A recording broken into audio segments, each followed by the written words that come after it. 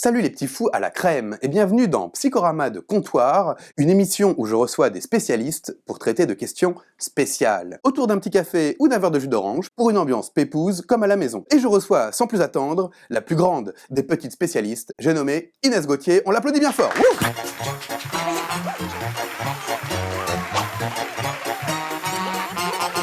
Inès Gauthier qui va nous parler de pédophilie.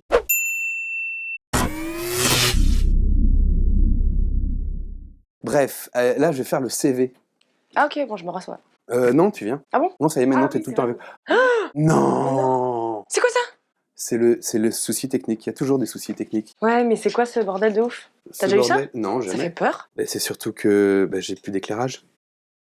Ça fait un peu plus American Horror Story, mais bon après... Alors la bonne blague, c'est qu'on vient d'avoir un souci technique, puisque l'éclairage a sauté, et que donc du coup on n'a plus d'éclairage pour faire cette vidéo. Du coup, on va quand même la faire, mais avec un éclairage dégueulasse. Hein? Oui. Ok. Alors Inès, on peut dire que dans ton domaine, tu es ce qu'on appelle un gros bonnet, tu es spécialisée en psychocriminologie, tu exerces auprès d'auteurs de violences sexuelles et conjugales à l'antenne de psychiatrie et de psychologie légale de la Garenne-Colombe, et tu reçois également en cabinet libéral des personnes animées par des pulsions de nature pédophilique. Bon alors avant de commencer, qu'est-ce que je t'offre à boire? Un petit... J'aime bien. T'en as? Non mais alors on va dire que c'est du café. Ah bon, Alors. d'accord. Oui, c'est ça. Et un petit café qui va bien. Dans les chopes à bière. Dans les shops à bière. Hop. À la tienne? Oh merde! À la santé des petits fous à la crème qui nous regardent. Attention, l'abus de café est dangereux pour la santé. Donc, tu connais le concept, je te reçois en tant que spécialiste. La petite différence aujourd'hui, c'est que moi-même, je connais un petit peu le sujet, et donc je te propose de répondre ensemble à ces questions sur... La pédophilie. Alors, je tiens à préciser que je ne connais pas les réponses d'Inès, elle ne connaît pas non plus les miennes, donc il y a un risque que parfois on ne soit pas totalement d'accord. Et si jamais ça arrive, on passe en mode... Clash. Clash de psy. Non, je refais le bruit. J'ai fait le bruit, tu vois. C'est hyper difficile. Attends. Faut pas que je décroche. Ah, comme en impro. Fais-le. Ok. Clash de psy. À la tronche. Si tu voyais ta gueule. Donc ça se trouve, à la fin de cette vidéo, on sera même plus potes. On va se crêper le chignon, se dire des gros mots. Moi, je le style, mon ici. Oh, si! Vous allez voir la castagne, que c'est la castagne, moi. Casse la tête comme un coup de poing, moi. Oui, j'avais prévu comme accessoire un flingue, en fait, pour qu'on puisse se tirer dessus. Mais j'en ai pas trouvé, donc j'utiliserai un concombre. Ah, et je vois aussi qu'on a... Mon pistolet laser. Wow. Ah, de ce côté-là, c'est mieux. Ah ouais? Bah non, je croyais que c'était une lumière mieux. Ça l'a fait, mais on la voit pas, donc c'est inutile. Excusez-moi. Non, si, c'est bien. Oh, qu'est-ce qui pique ce hérisson. Oh, quelle est triste sa chanson. Première question. C'est quoi la pédophilie? La pédophilie, techniquement, c'est l'attirance sexuelle ressentie pour des mineurs. Il y a différentes formes de pédophilie. C'est-à-dire qu'il y a les personnes déjà qui se contentent de fantasmes pédophiliques, c'est-à-dire qu'ils sont attirés par des enfants ou des adolescents, mais ils vont se contenter de fantasmes dans leur tête, ou alors ils vont visionner des images pédopornographiques sur Internet, et ça va leur suffire. Il y a des personnes qui vont passer à l'acte dans la réalité, c'est-à-dire qu'ils vont se mettre à tripoter des enfants. Pour compléter, je dirais que la pédophilie, c'est l'attirance pour des corps non formés, c'est-à-dire non pubères ou prépubères. Avec pas trop de poils, voire pas du tout de poils. Ça, je sais pas Et pas si je vais trop le de forme. laisser au montage. Et que généralement, on distingue la pédophilie, c'est-à-dire l'attirance pour les enfants, de l'hébéphilie, c'est-à-dire l'attirance pour les adolescents, et qui est quand même plus fréquente. En tout cas, qu'on voit plus fréquemment dans d'autres pratiques. C'est un hérisson qui piquait, et qui voulait qu'on le caresse, reste. On le caressait pas. Non, pas parce qu'il piquait pas, mais parce qu'il piquait. Est-ce que les pédophiles sont aussi attirés par les adultes? Bah, moi, ce qui me gêne dans le terme de pédophilie, c'est-à-dire qu'on a l'impression que quelqu'un, on va dire, c'est un pédophile. C'est-à-dire, il va aimer les enfants toute sa vie, il n'aime que ça et rien d'autre. Et en fait, moi, ce que je vois pas mal dans ma pratique, c'est qu'il y a des gens, ils viennent pour un fantasme ou un passage à l'acte ponctuel, et à côté de ça, ils ont des attirances pour les adultes, ou alors ils sont mariés avec des enfants, et ils affirment ne pas avoir d'attirance pour leurs propres enfants, ou peu d'attirance pour les enfants ou les ados en général dans leur vie. Et à des moments de mal-être, ou alors ils se sentent pas bien dans leur vie, il y a un truc, il y a eu un choc, quelque chose qui a fait que d'un coup, leur fantasme va s'accroître, ou alors va émerger, ou alors va y avoir un passage à l'acte qui peut-être ne reviendra plus jamais dans leur vie. Moi, je parle plutôt de passage à l'acte ou de fantasmes pédophiliques qui peuvent être ponctuels, sauf qu'à côté, de manière sous-jacente, il y a une autre partie d'eux qui est attirée par des mineurs, des plus jeunes. C'est ce qu'on appelle justement la pédophilie secondaire. Et oui, car la pédophilie est une sexualité complexe, comme toutes les sexualités d'ailleurs. Donc on distingue la pédophilie secondaire, la pédophilie préférentielle et la pédophilie exclusive. Exclusive, c'est les personnes qui sont attirées que par certaines tranches d'âge, que par les enfants ou les ados. Vous leur mettez un homme ou une femme toute nue en face d'eux, Ouais, non. ça leur fait rien. Dans le cas des pédophiles exclusifs, finalement c'est plus compliqué, puisque on sait que ce qu'on appelle le choix d'objet et les attirances, c'est difficile de les faire évoluer en fait. Bah oui, parce qu'ils sont très fixés. Et plus quelqu'un est fixé dans ce qui lui donne du plaisir, plus il va être difficile à faire évoluer. Quelle est la fée dans ce livre qui me donnera l'envie de vivre? Quelle est la petite fille aux yeux bleus qui va me rendre heureux? Et donc pour les exclusifs, c'est quoi la solution alors? Et ben dans ce cas-là, c'est ce que j'appelle uniquement une gestion des pulsions. Ouais, c'est ça. Ouais, Voilà. c'est ça. C'est un contrôle de leurs pulsions. En fait, c'est comme n'importe quel drogué, un fumeur de joint, un ancien alcoolique, un accro aux jeux vidéo, etc. C'est qu'en fait, je vais leur préconiser de ne pas se mettre dans des situations à risque, c'est-à-dire d'éviter les situations de tentation. Par exemple, quelqu'un qui me dit « Moi, je suis quand même très, très, très excité par les ados de 12 ans. Je vais lui déconseiller de devenir pion dans une école. » Ou d'aller à la piscine un mercredi après-midi quand il y a tous les enfants à moitié nus qui se baladent autour de lui dans l'eau. Voilà, c'est pour dire que pour les pédophiles exclusifs, le plus difficile c'est de renoncer à cette partie d'eux-mêmes et même de renoncer à toute forme de sexualité. Il n'y a pas vraiment de possibilité d'avoir une sexualité non transgressive. C'est ça, à part dans leurs fantasmes. Le curé intégriste comme les pédophiles. Allez, y'en a des biens. Y'en a des biens. Les pédophiles sont-ils des pervers? Alors, ça dépend dans quel sens on entend le mot pervers. Si on parle de la perversion au sens où c'est une personne qui jouit du fait de faire mal à une autre, dans ce cas-là, non, tous les pédophiles ne sont pas pervers. C'est-à-dire que tous les pédophiles ne sont pas sadiques et ne prennent pas du plaisir à faire du mal à quelqu'un de plus vulnérable, de plus faible, etc. En revanche, si on parle de la perversion, c'est-à-dire le fait d'avoir une paraphilie, donc une sexualité dite déviante par rapport à la sexualité qui ne sert qu'à la reproduction de l'espèce humaine, alors dans ce cas-là, oui, la pédophilie, le fait d'être attiré par des mineurs non formés qui ne vont pas pouvoir être utiles à la procréation, en effet, c'est pervers. Oui, ce qu'il faut distinguer, c'est d'abord la perversion sexuelle au sens psychanalytique du terme. Oui, c'est une perversion sexuelle, dans la mesure où ce n'est pas de la sexualité génitale, et l'enfant fait office de fétiche. Bref, en psychiatrie, par contre, on ne parle plus de perversion, mais de paraphilie, c'est-à-dire de déviance de l'attirance, et une paraphilie peut avoir une composante soit névrotique, c'est-à-dire il y a de la souffrance qui est associée à cette paraphilie, il peut y avoir de la culpabilité, soit il va y avoir une composante perverse, quand ces pulsions ne sont pas réprimées. Oui, pas réprimé, ça veut dire qu'il n'y a pas de lutte interne par rapport à cette pulsion. Tu veux dire qu'ils y vont sans vergogne. Ils y vont Ils sans vergogne. fantasment à toute blinde, Voilà. ou alors ils touchent des fesses d'enfants Par exemple. sans culpabiliser. Ouais, voilà. Hein, c'est ça. Ouais, voilà, c'est c'est ça la dimension perverse. C'est qu'il y a les pervers paraphiles qui jouissent en plus d'avoir de l'emprise sur un être plus C'est vulnérable ça. que plus faible. Enfin, pour moi, Mais- c'est un raccourci facile pour dire il y a les pervers sadiques qui jouissent de Ça, c'est la faire du perversion. mal, Ouais. et puis il y a les paraphiles, quoi. Et qui peuvent être névrosés, qui sont pas forcément pervers. En gros, dans le concret, j'ai des patients qui viennent à mon cabinet d'eux-mêmes pour travailler sur leur pédophilie. Ça, c'est les névrosés qui culpabilisent. C'est-à-dire qu'ils se disent « Oh mon Dieu, je suis un monstre, aidez-moi ». Soit vous arrivez à me sortir de mes fantasmes qui sont absolument affreux, donc aidez-moi à changer et à enlever ces pulsions ou au moins à les atténuer, sinon je me pends, quoi. Ça, c'est pour les névrosés qui Voilà. ont quand même une dimension pédophilique. Et donc, un pédophile pervers, c'est quoi? C'est un pédophile qui va être manipulateur, qui va revendiquer ses pulsions comme une forme de norme, et qui va interpréter la réalité pour la rendre conforme à son fonctionnement à lui. C'est abstrait, hein. C'est abstrait. C'est très abstrait. C'est très abstrait. Qui va interpréter la réalité pour la rendre conforme à ses pulsions. Par exemple, c'est les patients que j'ai pu voir en groupe, en thérapie de groupe, qui me disent non mais cette petite fillette, elle est venue à mon stand, je tenais un stand, et là la petite fille de 10 ans vient et me dit oh fais voir ton appareil, et clairement elle m'allume. Voilà ce que me dit le gars. Il dit elle m'allume. Donc forcément moi j'ai le choix de répondre à son désir sexuel tellement intense et donc de lui faire des attouchements comme elle me le demande clairement. Ou alors je résiste à cette allumeuse de 10 ans qui vient me draguer alors que je suis tranquillement en train de présenter mon appareil sur mon stand.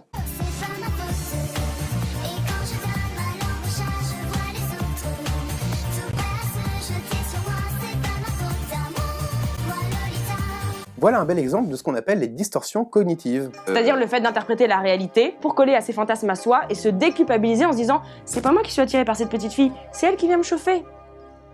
Et voilà un fonctionnement pervers. C'est un garçon pas comme les autres, mais moi je l'aime, c'est pas de ma faute.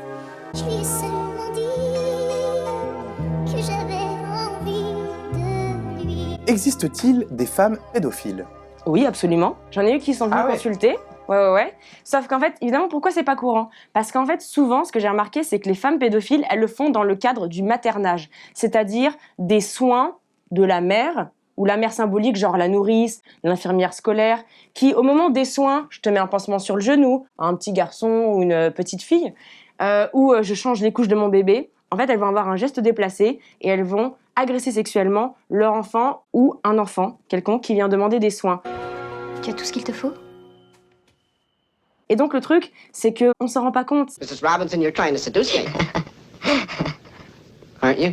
Bon, généralement, on retrouve des antécédents d'agression sexuelle sur ces femmes en question dans l'enfance au cours de la thérapie. Elles s'en souviennent pas et les souvenirs émergent. Ou alors elles en ont totalement conscience, mais elles pensaient pas que ce problème allait causer une attirance sexuelle de leur propre part sur leurs enfants. Et en fait, il se trouve qu'elles ne font que répéter le traumatisme qu'elles ont subi en s'identifiant à l'agresseur qu'elles-mêmes ont connu. Et en devenant cet agresseur et en répétant de manière traumatique l'agression, et qu'elles ne font que répéter le traumatisme jusqu'à ce qu'il soit résolu, compris et discuté en thérapie. Donc ça, c'est une explication en fait aux actes pédophiliques, mais qui existe aussi pour certains hommes, certains agresseurs. La dimension traumatique, c'est pas la seule piste qu'on a pour expliquer la pédophilie, notamment chez les femmes, mais c'en est une, et qui répond à cette question. Oui, il existe des femmes pédophiles, c'est quand même moins fréquent. C'est chez moins les fréquent. hommes. On en voit beaucoup moins. Mais c'est aussi moins fréquent parce qu'en fait, elles viennent moins consulter. Parce que les femmes qui changent leur bébé et puis qui ont un geste un petit peu déplacé, il faut qu'elles aient l'honnêteté de s'en rendre compte et qu'elles se disent « Oh là là, c'est un problème, je dois aller consulter pour ça ». Exquises kisses, délicieux enfants, chair et on sang, tes baisers sont si doux. Alors justement, ça nous amène à la question suivante. Quelle est la différence entre l'inceste et la pédophilie? Si tu veux, je commence. Ok. Sur ce coup-là. L'inceste, donc c'est dans le cadre familial, toujours. Ça peut être le père, le beau-père, l'oncle, le frère, etc. Le cas classique, ça va être le père qui est relativement égocentrique, qui a une sexualité assez pauvre. Dans le couple, ça se passe pas très bien. Et donc, il va se servir de la victime comme une petite femme de substitution. C'est-à-dire qu'il n'est pas forcément attiré par les enfants. Donc même quand la victime est très jeune, il n'y a pas forcément de fantasmatique pédophilique associé au passage à l'acte, mais c'est comme un remplacement de partenaire sexuel adulte. Alors après, on peut être pédophile et incestueux. On peut avoir la peste et le choléra. Hein, c'est possible. Bien sûr, bien sûr. Et en fait, ce que Voilà. décrit Samuel, c'est ce qu'on appelle un acte opportuniste. C'est quand, en fait, l'homme est attiré par sa conjointe et qu'il a une sexualité, en effet, un petit peu pauvre, donc du coup, il est frustré, il a un manque sexuel. Il se trouve qu'il y a un enfant qui passe, son neveu, sa nièce, etc., sa fille. Et bah du coup, il se dit « Oh, un être qui va peut-être être plus à ma disposition, bah j'y vais. » Parce que la personne mineure, peut-être, va moins dire non. Ça, en criminologie, c'est ce qu'on appelle l'égocentrisme. Moi, je ne vois que moi, il n'y a que moi dans ce livre-là. Ce qui est un peu différent de la perversion, puisqu'il n'y a pas forcément de jouissance liée à l'emprise et à la manipulation, mais c'est plus un passage à l'acte sur une victime, parce qu'on peut le faire. Ouais. Voilà, tout simplement. Il y a une envie, il y a une possibilité, il y a une opportunité, et bah la personne, elle y va. Tout simplement. Et c'est certainement la grande majorité des cas d'agression sexuelle, Oui, de finalement. manière générale. Et ce que je remarque aussi, c'est que les personnes qui ont une problématique incestueuse, c'est-à-dire qui sont attirées par des gens de leur famille, déjà l'inceste ne vient jamais seul. C'est qu'en général, dans les familles, il y a des essaims. Il y a des essaims partout. On retrouve que la tante a été agressée par le grand-père, que l'arrière-grand-mère elle-même a été agressée par son frère. Et ça, c'est quelque chose qui se transmet beaucoup parce que dans les familles, on n'en parle pas. C'est tabou et on se voile beaucoup la face pour éviter d'exploser l'équilibre familial, l'homéostasie familiale. Et du coup, c'est tabou en famille, la sexualité et les agressions, par un mécanisme de déni, c'est-à-dire que les différents membres de la famille sentent bien que c'est bizarre. Par exemple, une épouse va bien voir que c'est étrange que son mari, tous les soirs, au lieu de lui faire l'amour, et du coup, il part 1 heure raconter une berceuse à leur fille de 10 ans tous les soirs. Et en fait, on se rend compte peut-être des années après, quand la fille en question parle, que le père, il se livrait à des attouchements sur elle. On peut se dire, quand même, sa mère, elle a rien vu, etc. Bah non, enfin c'est pas qu'elle a rien vu, c'est que se rendre compte que ça existe, que son mari en fait est en train de violer leur enfant, c'est beaucoup trop insupportable pour le psychisme. Et le déni permet de se protéger, de se dire mais non, c'est pas ça qui est en train de se passer. Il dit, j'étais en train de lui lire une histoire, et ça dure 1 heure. Bah oui, parce qu'ils s'amusent bien tous les deux, c'est normal, et après il va me rejoindre, et tout va bien dans le meilleur des mondes. Et alors, contrairement aux idées reçues, non seulement les agresseurs sexuels ne récidivent pas tant que ça par rapport aux autres délinquants, mais surtout les auteurs d'inceste récidivent beaucoup moins que les autres. En fait, les cas de récidive d'inceste, c'est même plutôt rare. Pour 2 raisons. D'abord parce que une fois que ça a été révélé dans le cadre familial, même si ça a duré pendant des années avant, et finalement tout le monde le sait, donc ça va être difficile de le recommencer. Et puis aussi parce que la plupart d'entre eux vont être intimidables par l'institution judiciaire, c'est-à-dire que dès l'instant qu'on leur a signifié l'interdit, voilà, ils recommencent pas. C'est un peu pareil pour les pédophiles en général, non? Moins, parce que avec les pédophiles, il y a plus cette dimension d'envahissement fantasmatique, et donc comme ils sont prises avec leurs pulsions, Ils sont plus fixés. et c'est quand même plus présent en fait. Donc le risque de passage à l'acte est quand même plus important. Il peut même y avoir parfois une dimension addictive. À force de penser à ça en permanence, il finit par y avoir un dérapage. Dans les cas d'inceste, c'est différent. C'est plus des personnes qui manquent de repères. Et aussi, ce qu'on retrouve chez les personnes qui commettent des passages à l'acte incestueux, c'est que souvent la famille est vue comme un cocon rassurant. L'ensemble de la famille. C'est ce qu'on Et appelle il une famille fonctionne- incestuelle. Oui, c'est ça, une famille au climat incestuel. C'est-à-dire que ça fonctionne en huis clos. Tout ce qui est en dehors de la famille fait peur. Donc, en fait, dans les familles incestueuses, c'est possible que les parents ne se baladent jamais à poil devant leurs enfants, mais il y a un climat incestuel. C'est-à-dire, les limites sont poreuses. Il n'y a pas de limite, il n'y a pas de barrière entre les enfants et les parents des différents membres de la famille. L'amour que nous font, jamais ensemble, est le plus beau, le plus violent, le plus pur, le plus enivrant.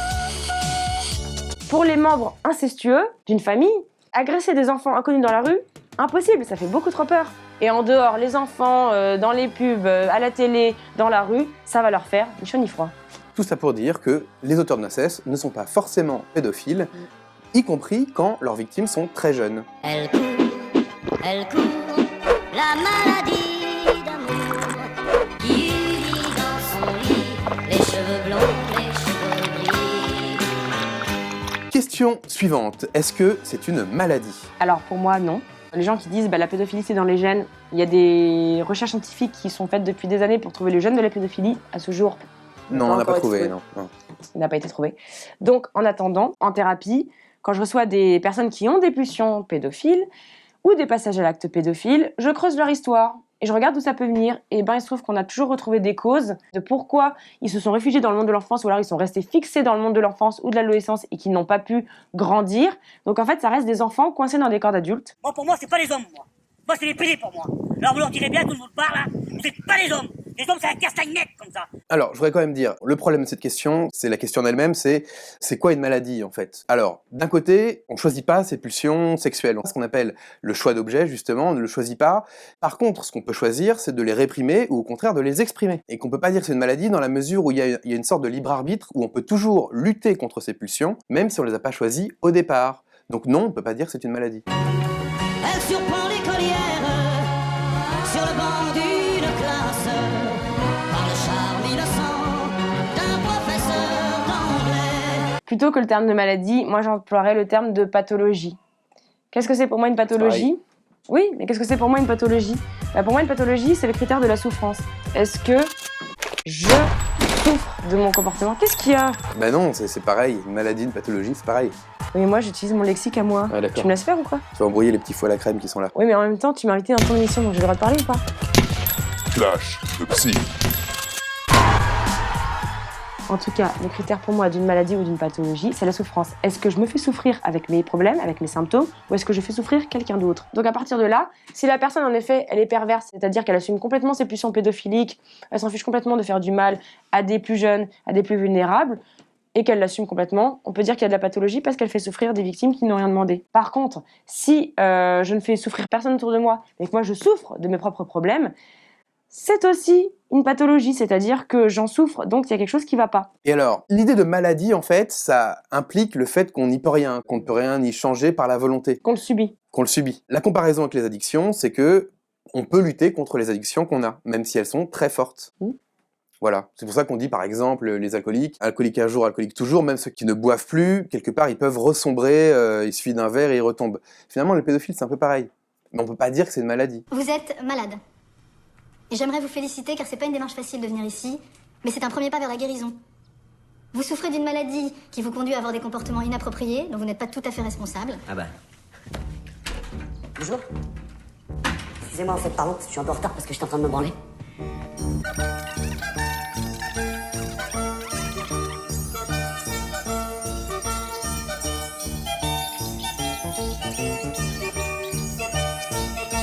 Question suivante, est-ce qu'on peut les soigner et comment? Oui, on peut les soigner par la thérapie, c'est-à-dire le fait de comprendre d'où viennent leurs pulsions, pourquoi ils sont restés fixés dans le monde de l'enfance, pourquoi ce monde les rassure et pourquoi ils n'ont pas pu grandir en fait et que ça reste un peu des enfants coincés dans des corps d'adultes. J'ai 10 ans, je sais que c'est pas vrai, mais j'ai 10 ans. Ça paraît bizarre, mais si tu me crois pas, hey, tard ta gueule à la récré. Par exemple, un homme qui va me raconter que s'il est attiré par le monde de l'enfance ou qu'il n'en est jamais sorti, c'est parce que quand il avait 14 ans, son frère est mort d'un violent accident de voiture, ça a été extrêmement brutal et lui-même a été complètement traumatisé et ne s'en est jamais remis. Et ben il va me dire, ben moi, il se trouve que je suis attirée par les enfants en dessous de 14 ans. Au-delà de 14 ans, ça m'intéresse absolument pas. Et forcément, le monde des enfants en dessous de 14 ans, ça le rassure parce qu'au-delà, ben, la mort guette. On peut mourir à n'importe quel moment. Et ça, rien que le faire le lien, leur permet des fois de faire sauter leurs pulsions, au moins de les atténuer. Il y a des gens qui me disent, Clash ok, de psy. quid de la castration chimique? Qu'est-ce qu'il y a? Parce que je suis pas d'accord. Pourquoi? Clash. Alors ça c'est bien beau, mais ça c'est en thérapie individuelle. Effectivement, en thérapie individuelle, on peut analyser les traumas, le passé, etc. Ça permet de mettre du sens, Ouais. comme dans toute thérapie. Mhm. Et effectivement, c'est efficace. Mais ça n'est pas suffisant. I'm sorry, Alex. This is for your own good. You'll have to bear with us for a while. But it's not fair! It's not fair! I should feel you when I hear lovely, lovely, lovely man! You must take your chance, boy. The choice has been all yours. You needn't take it any further, son.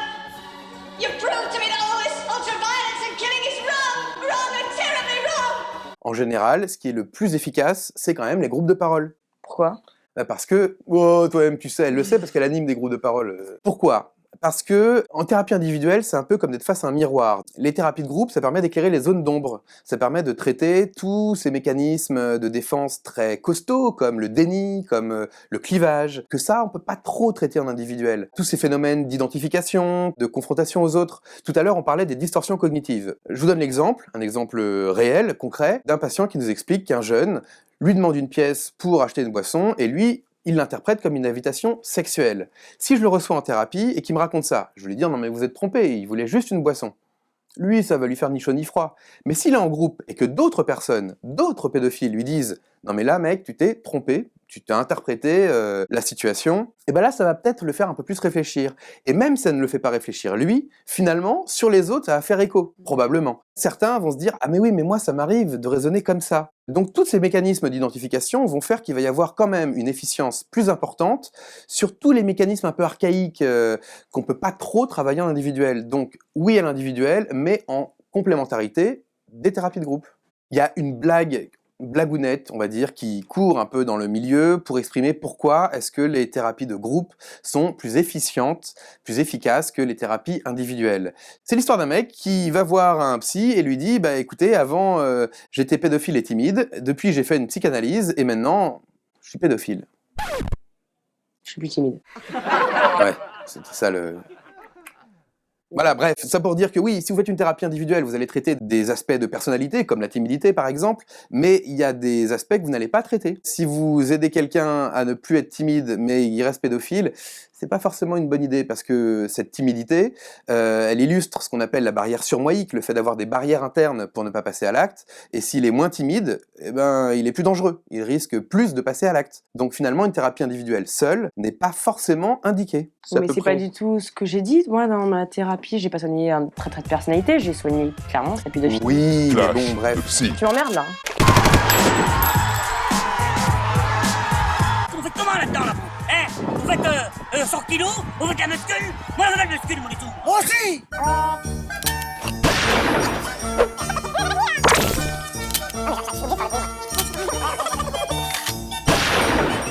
Un mot peut-être sur la castration chimique. La castration chimique. Alors beaucoup de gens me demandent, oui, pourquoi est-ce que juste on se contente pas de leur donner ces médicaments qui stoppent la libido et comme ça ils ont plus de problèmes sexuels, donc ils sont plus pédophiles, ils sont plus dangereux pour personne. Mais en fait, la plupart du temps, leur pédophilie, le fait d'être rassuré par le monde de l'enfance ou de l'adolescence, un peu comme Michael Jackson, eh ben ça les rassure sur l'angoisse de mort, de vieillissement, un enfant un petit peu parfait. Tu reviendras me voir quand sous ta robe il n'y aura plus le code pénal. Les camarades de classe qui leur ont mis des vents, des râteaux dans leur adolescence, qui leur ont fait peur, qui les ont rendus boucs émissaires au collège, au lycée. Tous ces gens qu'ils ont vus comme malveillants à leur rencontre, qui les ont beaucoup traumatisés, ont fait que du coup, pour eux, à partir d'un certain âge, le monde adulte est souillé, perverti, méchant, angoissant. Qu'est-ce qu'il y a? Non, faut que ça fasse... Ah ok, bah, Flash vas-y. de psy. Non, là, c'est chiant. Attends, j'avais pas fini. Avant, pour quand même répondre à la question de manière plus concrète, ce qu'on appelle la camisole chimique. En fait, c'est des médicaments qui vont agir sur la libido, sur l'envahissement fantasmatique. Donc, effectivement, ça permet à quelqu'un qui se sent trop envahi par ses pulsions d'être un peu moins envahi. Ça, c'est efficace. Mais par contre, ça ne change pas la personnalité. Donc, quelqu'un qui est pervers, quelqu'un qui tire sa jouissance dans la manipulation, l'emprise, il va rester pervers. Donc, finalement, même en prenant ces médicaments, ça va pas réduire sa dangerosité. Donc, ça n'est indiqué que dans certains cas très précis, où vraiment les personnes sont envahies par leurs fantasmes et ont l'impression de ne pas avoir de moyens de lutter contre. Mais j'allais venir là. Ah bon? Tu laisses Ok. pas finir. Ouais, vas-y. Que ce que je voulais dire, Tu veux c'est mon- qu'en effet... Non, bah non, moi j'ai mon... Ce que je voulais dire, c'était précisément ça, mais si tu me laissais terminer, les personnes qui se réfugient dans le monde de l'enfance parce qu'ils ont des peurs du monde adulte, bah c'est pareil. C'est pas de les empêcher de bander qui va faire qu'ils ont plus peur du monde adulte et qu'ils vont plus être rassurés, donc attirés par le monde de l'enfance. En gros, c'est un peu comme des enfants qui, quand ils veulent jouer, ils vont jouer à la récré avec des enfants de leur âge dans leur tête. Qu'est-ce qu'il y a encore? Non, c'est juste pour te tirer dessus. Ok. Bon, voilà, je crois qu'on a fait à peu près le tour de la question sur, en tout cas, les questions qu'on nous pose le plus souvent quand on connaît pas trop ce domaine-là. Bref, il ne nous reste plus qu'à vous dire à bientôt pour un prochain Psychorama de comptoir. Et en attendant, prenez soin de vous. Mais pas trop. La